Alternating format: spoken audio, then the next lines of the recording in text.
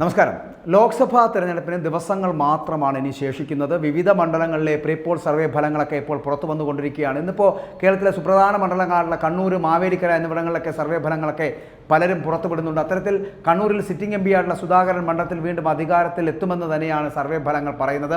എത്രത്തോളം അതിനകത്ത് ശരിയുണ്ട് എന്നുള്ള കാര്യത്തിലും സംശയമുണ്ട്. എന്നാൽ കണ്ണൂരിൽ വളരെ കടുത്ത രാഷ്ട്രീയ പോരാട്ടം തന്നെ നടക്കുന്നുണ്ട്. മണ്ഡലത്തിൽ LDFിൻ്റെ MP ജയരാജനെ ഇഞ്ചോടിഞ്ച് പോരാട്ടത്തിലായിരിക്കും സുധാകരൻ പിന്നിലാക്കുക എന്നാണ് സർവേകളൊക്കെ പറയുന്നത്. 45.5% പേർ സുധാകരൻ വിജയിക്കുമെന്നും 43.8% പേർ MP ജയരാജൻ വിജയിക്കുമെന്നാണ് അഭിപ്രായപ്പെടുന്നത്. NDAയുടെ സി രഘുനാഥിന് 10% താഴെ മാത്രമായിരിക്കും സാധ്യത എന്നുകൂടിയാണ് അവിടെ നിന്നുള്ള സർവേ ഫലങ്ങളിൽ നിന്ന് നമുക്ക് മനസ്സിലാക്കാൻ കഴിയുന്നത്.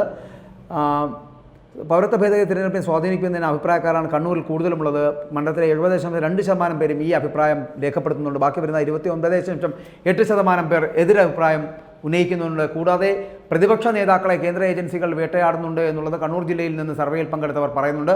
കൂടുതൽ പേർ ഇതേ അഭിപ്രായക്കാരാണ് എന്നുള്ളതാണ് അറിയാൻ കഴിയുന്നത്. ഇന്ത്യ മുന്നണിയും NDAയും കേന്ദ്രത്തിൽ ഒരുപോലെ പ്രകടനം നടത്തുമെന്ന് മണ്ഡലത്തിലുള്ളവർ പറയുന്നുണ്ട്. പക്ഷേ സർവേയിൽ പങ്കെടുത്തിട്ടുള്ള 42.6% പേരും ഈ അഭിപ്രായക്കാരാണ്. കൂടാതെ 38.7% പേർ അറിയില്ല എന്നും 18.17% അഭിപ്രായമില്ലെന്നുമുള്ള പറയുന്നുണ്ട്. ഇങ്ങനെ വിജയപരാജയങ്ങൾ എത്തരത്തിലാണ് എന്നുള്ളത് ഇനി വരുന്ന ദിവസങ്ങളിൽ അറിയാൻ കഴിയുകയുള്ളൂ. കൂടാതെ ശ്രദ്ധേയമായിട്ടുള്ള മറ്റൊരു മണ്ഡലം എന്ന് പറയപ്പെടുന്ന മാവേലിക്കരയാണ്. മാവേലിക്കരയിൽ അപ്രതീക്ഷിതമായിട്ടുള്ള സ്ഥാനാർത്ഥി വിജയിക്കുമെന്നുള്ള സർവേ ഫലങ്ങൾ തന്നെയാണ് പുറത്തു വരുന്നത്. CA അരുൺകുമാറിനെയാണ് ഇക്കുറി സാധ്യത എന്നാണ് സർവേയിൽ വ്യക്തമാക്കുന്നത്. യുവനിരയിൽ നിന്ന് ശ്രദ്ധേയനായിട്ടുള്ള ഒരാളെ ഇക്കുറി ഇറക്കിക്കൊണ്ട് മണ്ഡലം പിടിക്കുവാനുള്ള വലിയ ശ്രമങ്ങളൊക്കെ CPI നടത്തുന്നുണ്ട്. അത് എത്രത്തോളം എന്ന് പറയാൻ കഴിയില്ല. നിലവിൽ 43.2% പേർ അരുൺകുമാറിനെയും 40.1% പേർ കൊടിക്കുന്നിലിനെയും വരാനിരിക്കുന്ന തെരഞ്ഞെടുപ്പിൽ പിന്തുണയ്ക്കുമെന്നാണ് സർവേ ഫലങ്ങൾ പറയുന്നത്. പക്ഷേ NDAയുടെ ബൈജൂസ് കലാശാലയ്ക്ക് 15.1% പേരുടെ പിന്തുണ മാത്രമാണ് ലഭിക്കുന്നത് എന്നുള്ള ഒരു കാര്യം കൂടി മാവേലിക്കരയിൽ നിന്ന് പറയാനുണ്ട്. പക്ഷേ അതുകൊണ്ട് തന്നെ മാവേലിക്കര എന്ന് പറയപ്പെടുന്ന തലത്തിൽ ലഭിക്കുന്ന ഈ സർവേ എന്ന് പറയപ്പെടുന്ന എത്രത്തോളം വിശ്വസനീയമാണ് എന്ന് പറയാൻ കഴിയില്ല. അതേസമയം കണ്ണൂരിൽ കുറെ കെ സുധാകരന് ജയം കൂടിയേ തീരൂ. പാർട്ടിയുടെ അധ്യക്ഷ പദവി കൂടി കൈകാര്യം ചെയ്യുന്ന സുധാകരൻ്റെ തോൽവി കോൺഗ്രസിന് താങ്ങാനാവുന്നതല്ല എന്നുള്ള കാര്യം ആണ് ഒന്ന്. അതുകൊണ്ട് തന്നെ വളരെ കരുതലോടെ മുന്നോട്ട് പോകുവാനുള്ള തീരുമാനം പാർട്ടി എടുക്കുന്നു. കൂടാതെ മാവേലിക്കരയിൽ കൊടിക്കുന്നിലിൻ്റെ അപ്രമാദിത്വം തകർക്കുക ലക്ഷ്യമിട്ടുകൊണ്ടാണ് അരുൺകുമാറിനെ പോലൊരു യുവനേതാവിനെ അവിടെ ഇറക്കിയിരിക്കുന്നത്. ഇവിടെയും LDF ജയപ്രതീക്ഷ വച്ചു പുലർത്തുന്നുണ്ട്. പക്ഷേ ഇതൊക്കെ എത്രത്തോളം നടക്കും എന്നുള്ളത് അറിയില്ല. അപ്പോൾ ഇങ്ങനെ 20 നിയോജക മണ്ഡലങ്ങളിലെ കണ്ണൂരും മാവേലിക്കര പോലുള്ള 2 മണ്ഡലങ്ങളിൽ മാത്രമാണ് ഇപ്പോൾ നമ്മൾ ഈ സർവേ ഫലങ്ങളുടെ ചൂട് എന്ന് പറയപ്പെടുന്നത്. പക്ഷേ ഇതിൽ നിന്ന് സർവേ ഫലങ്ങളെല്ലാം വ്യാജമാണ് എന്ന് പറയേണ്ടി വരും. പലപ്പോഴും K സുധാകരൻ വിജയിക്കുന്നതോ അല്ലെങ്കിൽ കോൺഗ്രസ് വിജയിക്കുന്നതോ CPM വിജയിക്കുന്നതോ അല്ല. ഈ വിജയങ്ങളൊക്കെ പലപ്പോഴും നിർണായകമാകുന്ന അവിടുത്തെ വിധിയുടെ അടിസ്ഥാനത്തിലാണ്, വോട്ട് രേഖപ്പെടുത്തുന്നതിൻ്റെ അടിസ്ഥാനത്തിലാണ്. അത് എത്രത്തോളം ഉണ്ടാകുമെന്നുള്ളത് അറിയണമെങ്കിൽ നമ്മൾ 26-ാം തീയതി വരെ കാത്തിരിക്കേണ്ടി വരും. കാരണം ജനങ്ങളുടെ ഒരു തള്ളിച്ച ഏത് തരത്തിലായിരിക്കും? ഒരു 10,000-28,000 പേരെ വെച്ചുകൊണ്ട് പലപ്പോഴും പല ചാനലുകളും ഇന്നൊക്കെ പല ചാനലുകളും അത്തരത്തിൽ നടത്തുന്നുണ്ട്. 28,000 പേരുടെ മാത്രം സമ്മതിദാന അവകാശം രേഖപ്പെടുത്തൽ എന്താണ് എന്ന് ചോദിച്ചുകൊണ്ട് അവരുടെ അഭിപ്രായത്തിൽ മാത്രമാണ് സർവേകൾ പുറത്തുവിടുന്നത്. അത്തരത്തിലുള്ള സർവേകൾക്ക് എന്ത് വിശ്വസനീയതയാണ് എന്ന് ചോദിക്കേണ്ടി വരില്ലേ? അതൊരു വിശ്വാസത യോഗ്യമുള്ള കാര്യമാണ്. കാരണം 9 ലക്ഷം 10 ലക്ഷം പേർ അടങ്ങുന്ന ഒരു സംഖ്യം ആൾക്കാർ ഒരു ലോക്സഭാ മണ്ഡലത്തിലുള്ളപ്പോൾ അവിടെ നിന്ന് ആകെ 25,000 പേരുടെ അഭിപ്രായം മാത്രം തിരക്കിയിട്ട് അവർ പറയുന്നതിനെ ഏത് തരത്തിൽ നമ്മൾ വിശ്വസിക്കാൻ കഴിയും?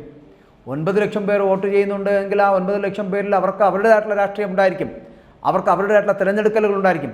അതിനകത്ത് ഇപ്പോൾ നിങ്ങളിപ്പോൾ പറയുന്നത് പോലെ ഈ പ്രീപോൾ സർവേകൾ വരുന്നത് പോലെ ഒരു കണ്ണൂരിൽ K സുധാകരൻ ജയിക്കും അല്ലെങ്കിൽ മാവേലിക്കലിൽ അരുൺകുമാർ ജയിക്കുമെന്നൊക്കെ ഇങ്ങനെ പറഞ്ഞു വെക്കാൻ പറ്റുമെന്നല്ലാതെ ഒരു വാർത്ത എന്നുള്ളതിനപ്പുറം അതിനകത്ത് മറ്റ് പ്രാധാന്യങ്ങളൊന്നും ഉള്ളതായിട്ട് ഞാൻ കാണുന്നില്ല. ഇതൊക്കെ വ്യാജമായിട്ടുള്ള സർവേകളാണ് എന്ന് പറയപ്പെടേണ്ടി വരും. മനുഷ്യൻ്റെ മനസ്സറിയുന്നത് അറിയണമെങ്കിൽ അങ്ങനെ ഒരു തിരഞ്ഞെടുപ്പിനെ അഭിമുഖീകരിക്കുന്ന ഘട്ടത്തിൽ ഒന്നാമത് 2024 തിരഞ്ഞെടുപ്പ് എന്ന് പറയപ്പെടുന്നത് വളരെ നിർണായകമായിട്ടുള്ള തിരഞ്ഞെടുപ്പാണ്. ജനങ്ങൾ വളരെ കരുതലോടുകൂടി കാര്യക്ഷമമായി വോട്ട് ചെയ്യാൻ പോകുമെന്നുള്ള കാര്യത്തിൽ സംശയമില്ല.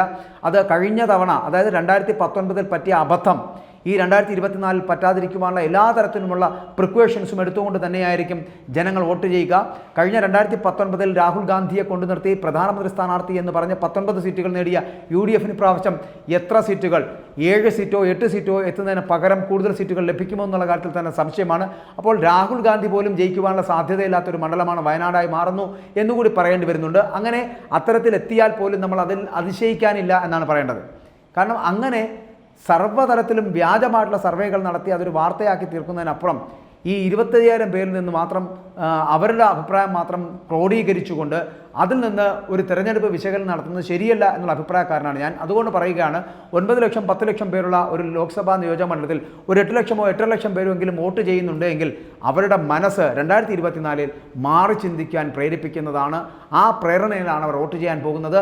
2024 ഈ ലോക്സഭാ തിരഞ്ഞെടുപ്പിനെ അഭിമുഖീകരിക്കുന്ന CPM-ഉം കോൺഗ്രസുമൊക്കെ അൻപേ പരാജയം ഇപ്പോൾ തന്നെ പറഞ്ഞ സ്ഥിതിക്ക് ആർക്കായിരിക്കും അവർ വോട്ട് ചെയ്യുക എന്നുള്ളത് ഈ സർവേ ഫലങ്ങൾ സൂചിപ്പിക്കുന്ന പോലെയല്ല. അവർ തീരുമാനിച്ചു കഴിഞ്ഞു.